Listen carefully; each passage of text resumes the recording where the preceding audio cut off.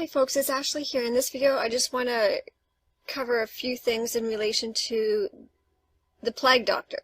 I would like to get into this further and devote an entire video to the Black Death, aka the bubonic plague outbreak that the Jews admitted to, folks. Okay, the Jews confessed without torture. Some of them were tortured, but many of the initial confessions came from Jews who were not tortured. And then the subsequent confessions that implicated other Jews by Jews, okay, there was a little bit of torture to invoke, or not invoke, but to bring out those the confessions. But many of the initial confessions of Jews in relation to the Black Death came without torture, folks. And there were actually a few non-Jews that were implicated as well, that were also held accountable. So I just want to point that out. But I want to show you that this whole, they want you to believe that this is just a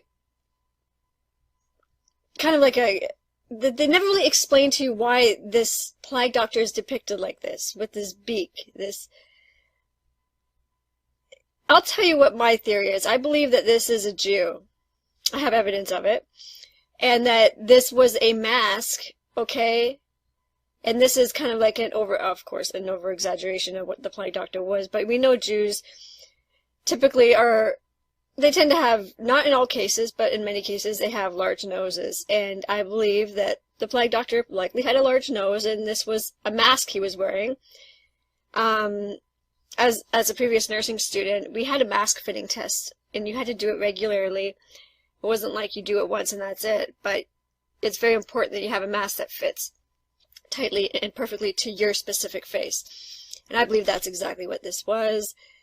And the plague doctor was Jewish. I'm going to show you evidence of that. So, if you know anything about the plague doctor, Dr. Schnabel was one of the plague doctors. Okay? Okay, it says here, copper engraving of Dr. Schnabel. Okay? Let me just go back to pull it up. I.e. Dr. Beek, a plague doctor in the 17th century in Rome. A plague doctor was a medical physician who treated victims of the bubonic plague. It's funny because the majority of the physicians in relation to the bubonic plague were Jews, yet there were no Jews that I can find that were affected by the bubonic plague, yet they were predominantly in the physician role, which I find very interesting. But to show you that Dr. Schnabel is a Jewish surname, it's of Ashkenazi origin, and I'll show you that. Here we go. Okay, and this is according to Ancestry. Alright? Of Ashkenazi origin, folks, okay? It's a nickname for a gossip or a glutton. That's very interesting also, because we know that these characteristics, gossiping and gluttony, is typical of Jews. Anyway, and interesting enough, it says here, from Middle High German Schnabel, German Schnabel, beak, mouth, okay? This is not a coincidence. Okay? It's not a coincidence at all. But I'm going to prove it further. The Jews even depicted themselves. They themselves depicted themselves looking exactly like this right here. I stumbled across this manuscript, Bird's Head Haggadah. Okay? This gets very interesting, folks. Let's take a look at how the Jews depicted themselves. Okay? Let's keep going and take a look at some of these photos, shall we? Does that not look like this to you, folks? Okay, beak. Beak.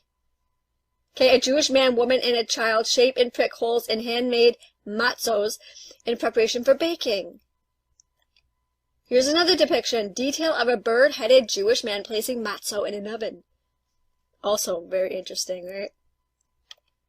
Like the whole oven thing. Just saying. Here we have another image depicting the same. Okay, so detail of the Exodus from Egypt. Bird-headed Jews. Bird-headed Jews. No, it's just Jews. They're not bird-headed, folks. They're just Jews. That's all. That's it.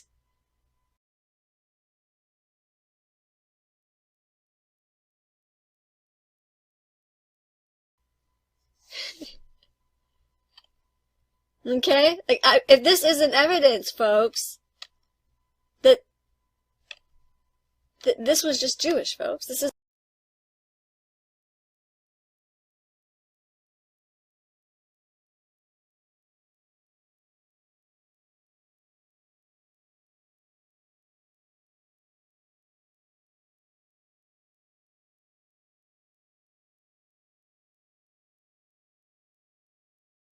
Yeah, I just want to comment. From watching that girl's video again, I noticed the birds had a Jew holding the bread, the matzah bread or whatever it is.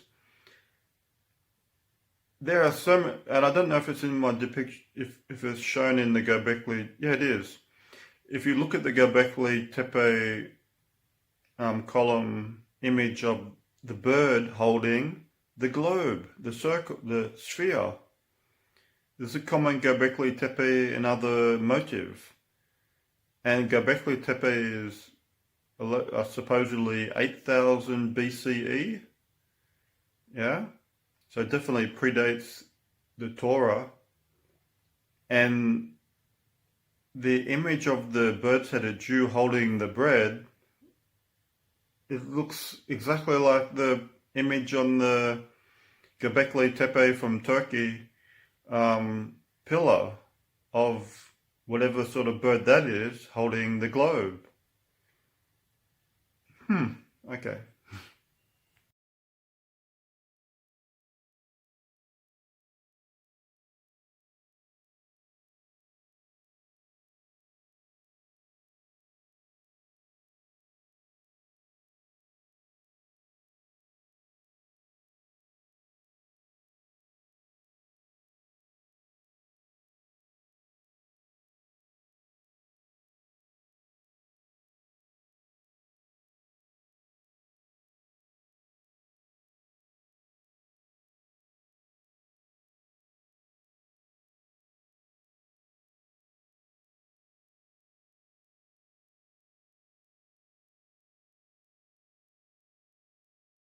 Yeah, so I woke up with a migraine and I've taken some ibuprofen, but I'm making, so I can't really work on this video properly.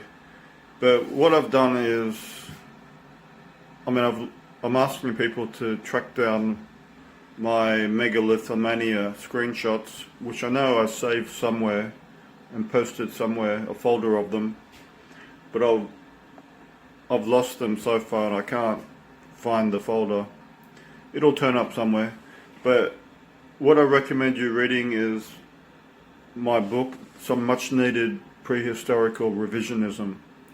It's great. I mean, I'm learning stuff from it myself. I write everything as a reference book for myself to come back to later.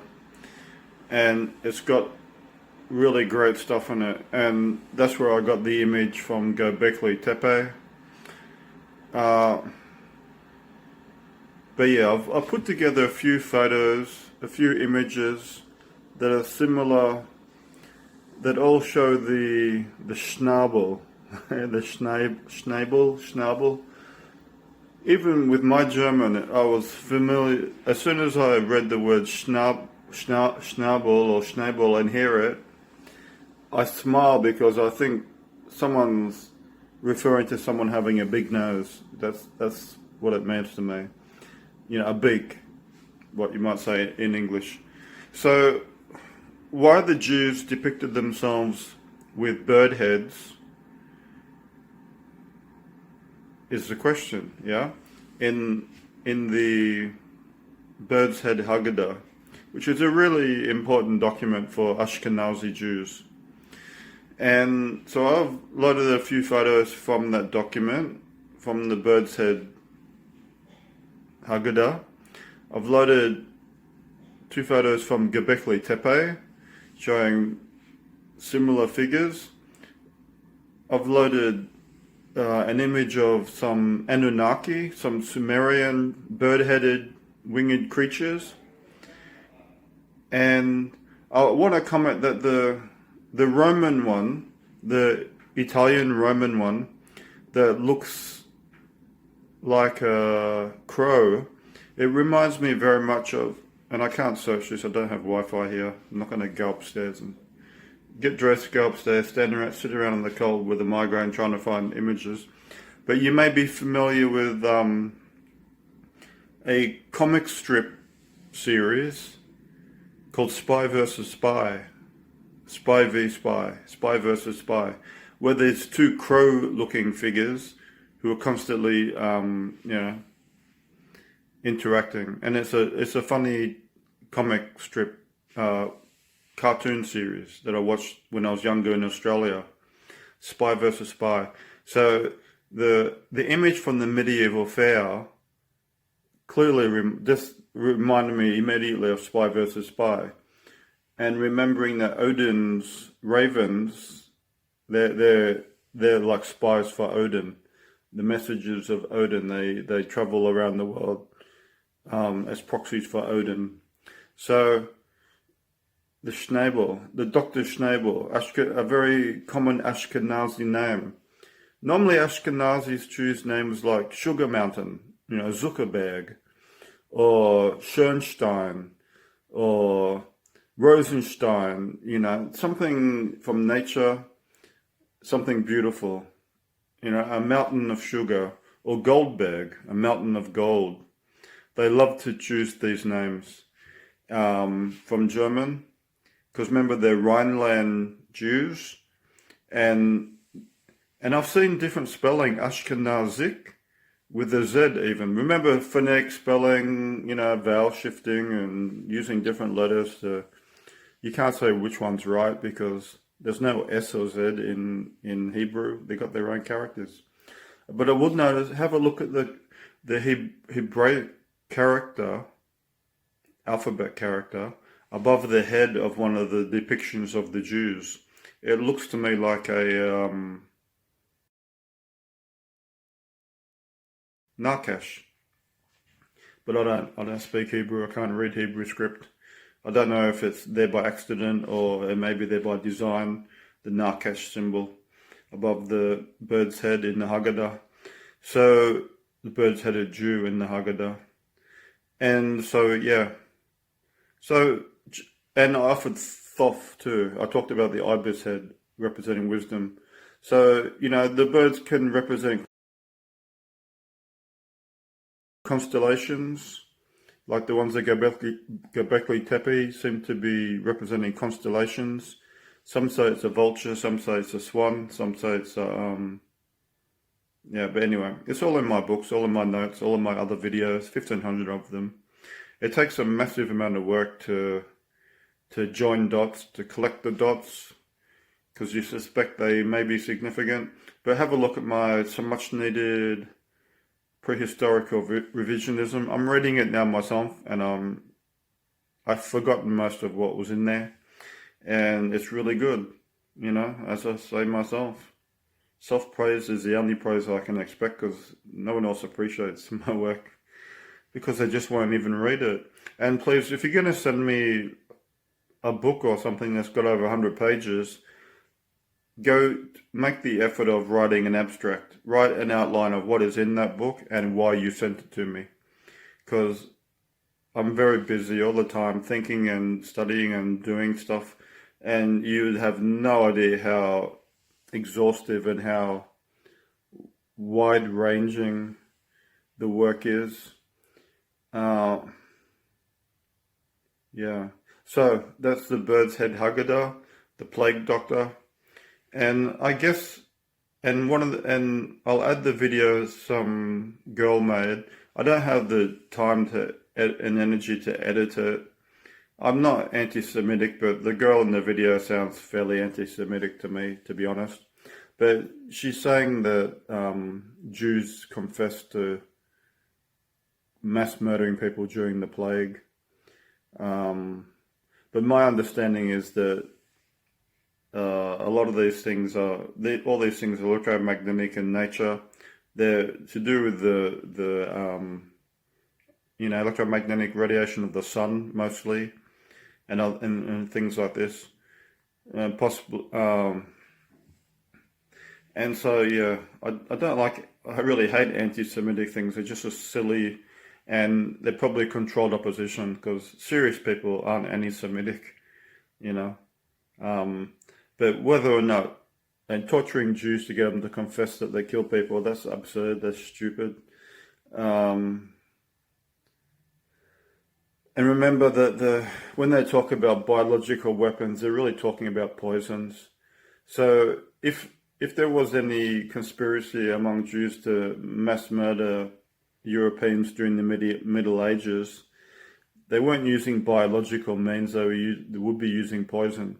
But it's possible, just as today, if the government says someone sent anthrax, when there's not possible to manufacture anthrax, or what they said was anthrax was turned out to be just poison. My brain's not working. The same poison that people poison rats with. Cyanide, I think it was. So, the black powder wasn't anthrax, it was just cyanide. There's probably no anthrax in circulation. They can't bioengineer any weapon. But the point would be that if it's true, if you entertain the idea that the cult of Judah sent out operatives to mass murder people in the Middle Ages for their own purposes, just like they do it for their own purposes today, then they would have been using normal poisons. And maybe they invented the narrative of bubonic plague, the narrative of the plague, to cover their actions, just in the same way as the cult of Judah, Narcash conspiracy, occupation governments, the one world government dictatorship, first adopted the virus narrative and then pushed the virus narrative as cover for. Yes, I remember you can entertain the idea that the cult of Judah decided to carry out mass murder and then, basically, okay, maybe Anton Wecker, what he's suggesting is that the cult of Judah did in the Middle Ages what they did in the last couple of years. First, because if they had control of the medical profession, even in medieval society, most doctors and the most famous ones were Jewish. They had a reputation then, even. And so maybe the Jews murdered people with poisons, etc., poisoned the water or something. And then set up, or even before then, set up the narrative of plague, set up the narrative of infectious diseases, made people think these things are real, and then murdered the people, and they had the narrative to cover the murders. Remember, you could do that for economic reasons, political reasons, lots of reasons, economic wrecking, just like then. So maybe what's happened now happened in the Middle Ages as well. And when you see plague doctors' figures in like steampunk plague doctor figures, and there's video footage when the stupid BBC reporter, terrorizing everybody, sensationalizing everything, saying, oh no, some people are still out on the streets, some people are still in the shops, oh my God, get home or you'll die. And then there's a plague doctor character lurking behind her in the background. Now, did the BBC set that plague doctor up, or was that plague doctor just having fun, making fun of the BBC reporter? Somebody wanted us to connect the plague doctor with this current event, and I think that's what Anton Wecker is saying. So, I can collect more images showing that this sort of bird's head figure crops up a lot, everywhere from South America to Turkey to medieval Europe, and the bird's head Haggadah, why the Jews depicted themselves with the bird's head, why the plague doctor really has that long schnabel, a beak, why, and the fact that the Catholic Church is involved to the Roman equivalent of the plague doctor. But it's definitely the Jews control the medical profession. It's a Narcash conspiracy. Remember, look for the Narcash and you'll see the cult of Judah. Narcash is the American dollar. Narcash is pharmaceutical industry symbol. Narcash is the medical industry symbol. Narcash is everywhere. It's the Narcash. And I don't know, what am I doing? People don't listen. People aren't listening. People aren't paying attention. People aren't, I don't know what, very few people, it's silly. And people don't understand I think they must be trolls. The reason I want to go to America is my entire life's work, I cannot do anything with it in Australia or Germany. And soon I won't be able to do anything with it in Estonia. The only place in the world I can do anything with all my life's work is America. I can't publish anything because everything is all interconnected. Not just that they ban books because I've written other books, but for me to express myself and say what I've got to say, I need to be holistic. And being holistic means automatically I'm going to be defined as a criminal. And my book's going to be banned. Whatever I write about, I can't write about one thing and not talk about the other things because they're all interconnected. So anyone who doesn't understand the whole point of me wanting to come to America, yeah, I'd live shitty life there too, yeah, but at least I'd be able to free to publish. I'd have a chance. Yeah, you don't understand. People won't read my books. I don't understand what I'm doing. Yeah, this is not, I can't live for myself because there's nothing to live for myself. I'm living for my work, my enterprise, and I cannot carry it out. I cannot even promote and publish the works I've already published and written, and it's just going to get worse. So whatever happens in America is going to define the entire world. I want to try to contribute to some vain, small, tiny, odd chance of success. But it has to come from America because you're living in America, you may be homeless, you may be as poor as me, it may be a shitty life in a shitty world, yeah? Ruled by a dictator. But still, you can go out in the street and talk to people. You can publish stuff. You can argue with people. You're free to do that. You still have that freedom, and you do not appreciate it, do you? Because you're probably not doing anything. Yeah, really. So until you can appreciate that freedom that you have in America that we don't have anywhere else, you're not going to understand why I need to get to America if I'm going to be at all effective. And great, if one or two people benefited from my work, that's great.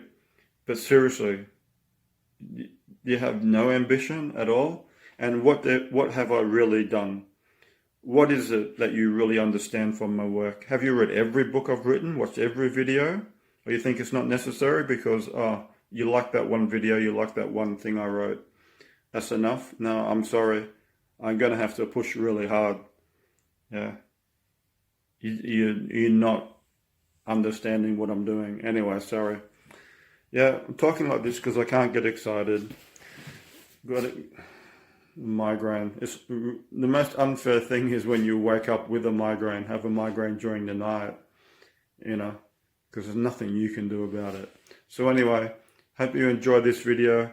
Remember, I edit most things to save you time, and because there's so much in what people say and do that's so silly, but I try to take out the bits that I think are important. And in that video, I think that girl's anti-Semitic, and I don't like anti-Semitism.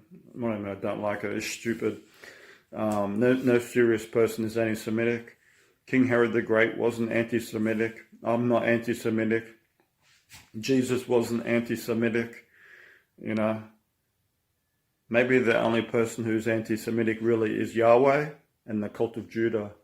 The cult of Judah elites and Yahweh, their God, they're anti-Semitic.